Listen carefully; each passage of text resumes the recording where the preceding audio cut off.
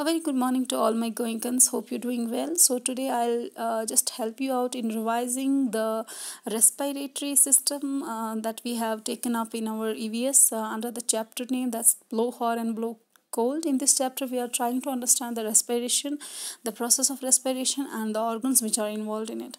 First of all, we will try to understand what's a respiration.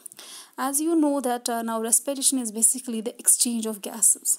The gases which are involved is carbon dioxide and oxygen, right?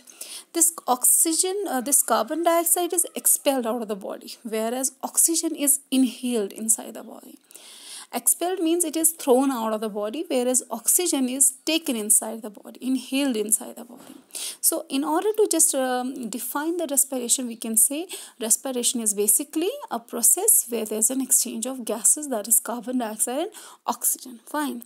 Now this respiration is not possible until there are different organs which are involved during this process. The first organ that we try to understand is the nasal cavity. Nasal cavity is basically the nose or the other particular organs which are associated with it. As such, we know that the air enters the body through the nostrils in the nose, right? And inside the nose there are small hair-like structure, we call them hair follicles. These hair follicles are present just to trap the dust particles, or somehow we can say filter the inhaled air, right? Along with these hair follicles, there are also present some mucus and this mucus is very much important just to moisten the air that we have taken inside. Fine. After the nasal cavity, we need to talk about the pharynx. As I have already told you that basically this pharynx is a common passage. You can see it even in the this particular diagram. It's basically a common passage that is over here.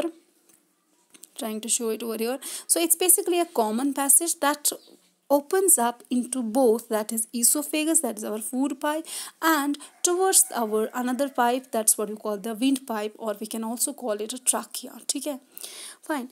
So altogether you should understand that pharynx is basically a common passage. This common passage opens both in windpipe as well as the food pipe. Now the opening of the pharynx that basically opens or gets inside the trachea, or we can say the windpipe, is known as glottis, right? The opening that goes towards the particular end of the windpipe is known as glottis, and this glottis need to be covered or closed whenever we eat, since it's a common passage, and that is covered by a flap-like structure which we call the epiglottis. So the presence of epiglottis is just because because we want to prevent the entry of the food into the trachea, or we can say the windpipe. So this is all for today, and I hope this you have understood this. We have already discussed it, and I will be coming up with a more DU recordings. That's all for today. Thank you so much. We'll get back to you tomorrow. Thank you.